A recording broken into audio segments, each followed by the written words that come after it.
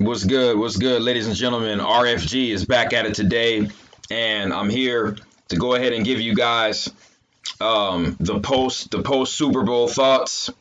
I've never been the kind of dude who would try to blow up things in people's faces and say na na na boo boo. You know what I'm saying? I'm just not that kind of guy. But we all know, everybody with half of a brain in their head understands and fully realizes that what they saw last night was complete WWE at its finest. All right.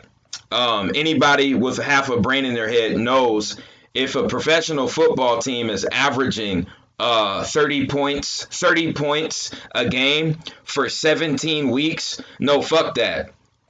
If a professional football team is averaging 30 points a game for 19 games, all right, and they get to the 20th game and can't score a fucking touchdown, the average person with half of a brain knows that that is complete bullshit. All right, so we know that the colonizer pirates, all right, this is what the Buccaneers symbolize. They symbolize the invaders, the colonizer pirates. All right. Also, the secret society of Skull and Bones. All right. The pirates, the fucking pirates of the Caribbean, going to the Caribbean islands and tricking, deceiving, and destroying and murdering the indigenous Native Americans. All right. This is what this ritual symbolized with the Buccaneers, playing up against the Chiefs in this Super Bowl. Last Super Bowl was the Chiefs versus the 49ers. And the 49ers also represent colonizers, but they gave the Chiefs that victory over the colonizers. But you see who had the last fucking laugh. Who had the last fucking laugh, you see, at the end of the day, because the goddamn the goddamn Buccaneers, they ended up taking the treasure chest of gold. You see, the pirates were after the goddamn treasure chest of gold, and when all the people bet all their money on the Chiefs to repeat and win back-to-back Super Bowls, all right, and they ended up falling short because of the colonizer pirates, what the fuck happened? The Las Vegas sports books cleaned up, goddammit, and the pirates collected the motherfucking gold. The pirates collected all of the motherfucking gold, and they took everyone's heart and soul. They took everyone's heart and soul when they had Brady, all right, completely dismantled the Chiefs' defense, and the entire offense of the Bucs completely dismantled the Chiefs' defense completely. All right, the Chiefs were told to lay down. I actually have video evidence of the Chiefs' defenders just letting the Buccaneers, ball carriers just go into the end zone untouched. Usually, if you're a professional football player and you play defense, you're actually told to never give up on the play.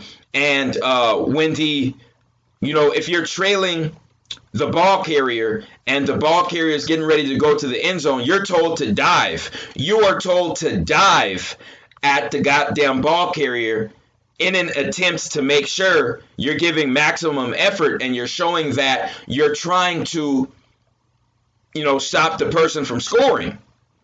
You usually see a person try to chop the ball or punch the ball out of the ball carrier's hands, or you'll see the defender dive at the ball carrier's feet or knees, you see, to get them to try to stop them from scoring. You saw none of that in this game. You saw absolutely none of that in this game.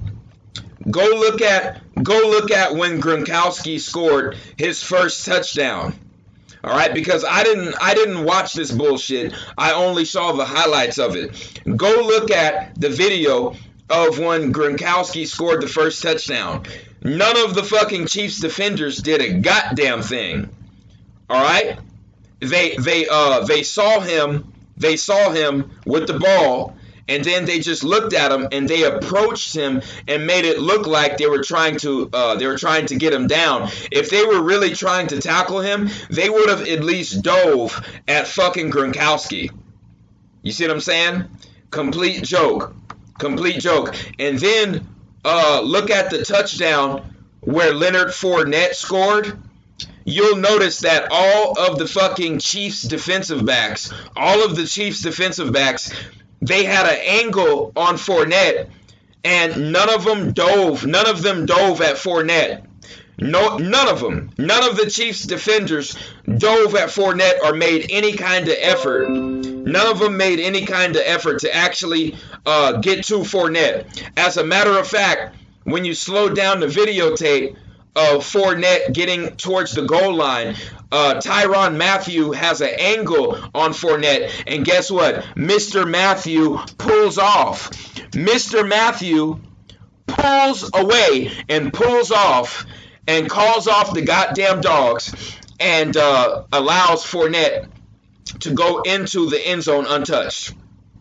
Tyrann Mathieu could have dove or could have attempted to punch the ball out on Fournette, but Mathieu let it happen. Go look at the fucking video. All right? You don't think all these guys are in on these fixes? You're out of your fucking mind. You are out of your mind. So this is how dumb they think we are, ladies and gentlemen. I'm going to show you how dumb they think we are. This shit was coded through the goddamn Roman numerals. This entire fucking Super Bowl was coded through the fucking Roman numerals. L. L is the 12th letter, right? L is the 12th letter, right? Okay? So doesn't Tom Brady wear the number 12? All right? And wasn't this all about Tom Brady's legacy? All right? And what the fuck is the V? What number is V? See, V can be confusing for some people because in Roman numerals, V symbolizes 5. You see? But if we're strictly going off of numerology, V is actually 22. So this can symbolize number 12 winning the 5th Super Bowl in Tampa. All right? And number 12 winning the Super Bowl as the 5th seed because the Bucs were the 5th seed in the playoffs. You see? So the V can either symbol the 5 or it can symbol the 22. Let me show you how deep the 22 shit is. Number 12 wins the Super Bowl by 22 fucking points. The goddamn Buccaneers won by fucking 22 points. And the biggest fucking numbers and numerology, all right, that are tied to masonry is 9, 22, and 13. All right? The biggest numbers that are connected to masonry, not only regular masonry, but Freemasonry, they are 9, 22, and 13. But here you have a 931 score, and they won by 22 points. This was all coded by the goddamn Roman numerals. Number 12 wins the Super Bowl by 22 points. Your V, the fucking 22nd letter of the alphabet. You see, this is how dumb they think we are. This is how dumb they think we are. You see? See the Buccaneers, the Buccaneer pirates colonizing the goddamn indigenous. All right? And if you think it's a joke, you can look into the genocide of the Taino Indians yourself. All right? You can look into the genocide of the Taino Native Americans yourself. You know, the Spaniards. All right, the Spaniard Buccaneers, they went on and colonized the entire Caribbean. Not only Puerto Rico, but Cuba and the Dominican Republic and the Canary Islands as well. All right, basically damn near the entire Caribbean. This is a full article on the full history of the colonization and the genocide of the Taino people in the Caribbean, right? The pirates came to the islands to fuck over the indigenous and to take the goddamn treasure chest, you see? And that's exactly what happened. That's exactly what happened. And this is also, you know, what the real indigenous actually look like, what the real Taino actually look like. They are actually, you know, that brownish reddish skin right here that kind of looks like mahogany. This is why the original logo for the Redskins, all right, was actually a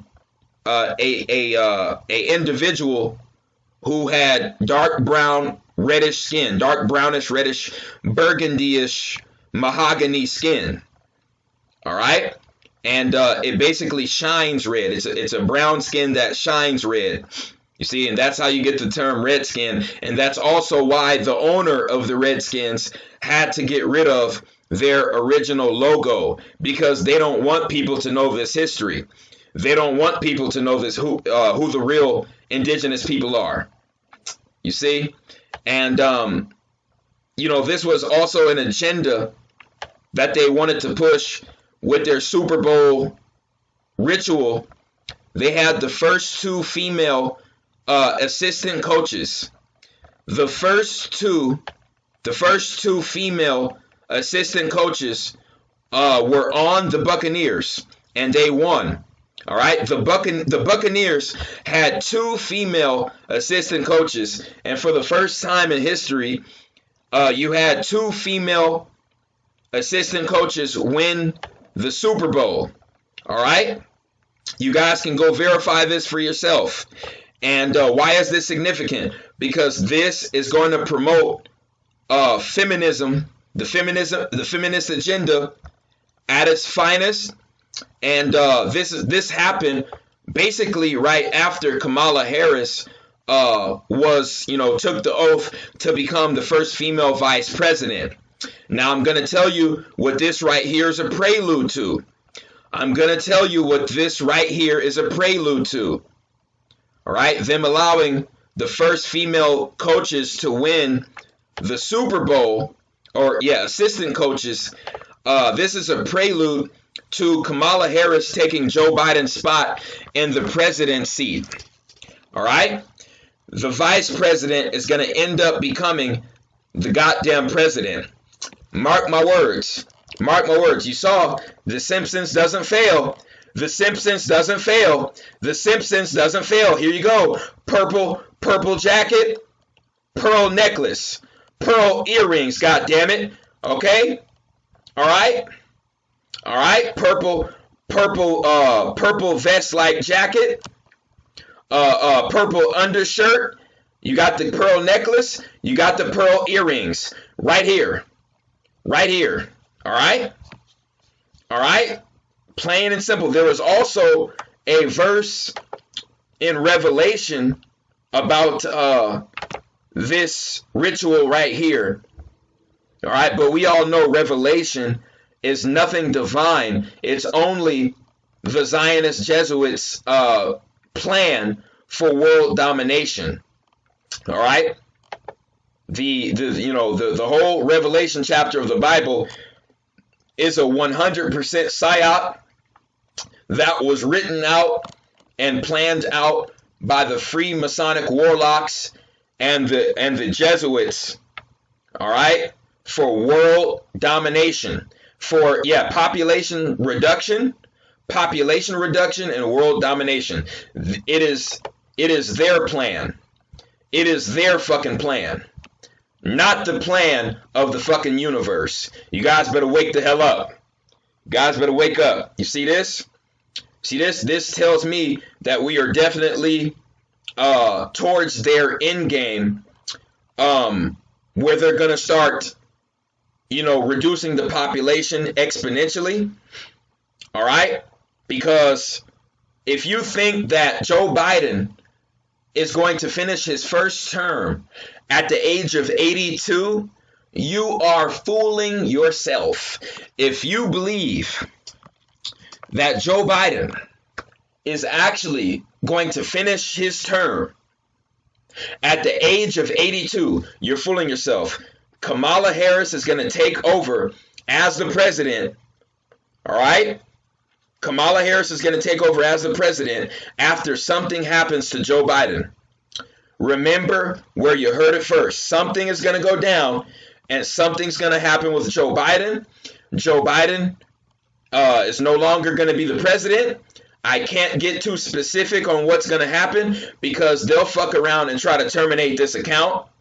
All right? So, yeah, if you want more specific information, you can just sign up for my Patreon. The link is in the description. All right, I show the esoteric connection between Kamala and Obama. You see, Joe Biden was just a fucking illusion.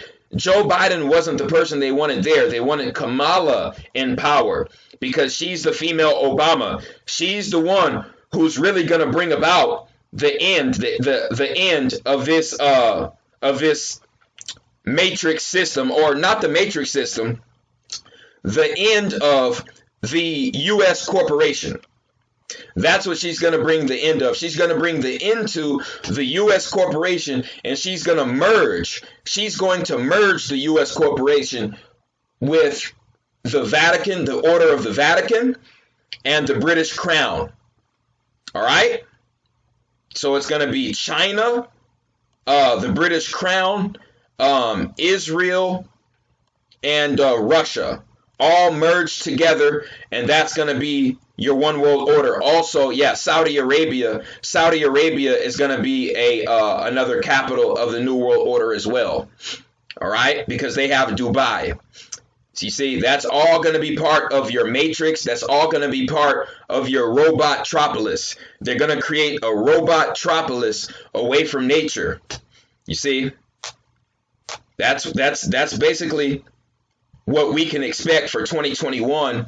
I believe something's going to go down in the White House. Something is going to end up happening with Joe Biden, and they're going to usher in Kamala Harris as the first female president. Okay, this is what this shows me. This is what this shows me. All right, and it's not a fucking coincidence that we have matches here with The Simpsons and what took place in reality. All right. So with all that being said, that's all I had to say on this topic. I appreciate everyone who supports RFG and Atlantean movement. If you want more in-depth breakdowns on certain movies, TV shows, cartoons, or video games, just sign up for the Patreon account, and you can give me a suggestion, and I'll definitely take the time to look it over. All my sports decoding info will be for the Phase 5 tiers on the Patreon account. So with all that being said, stay safe out there. Stay vigilant. Peace and love. It's the Chosen One. I'm out.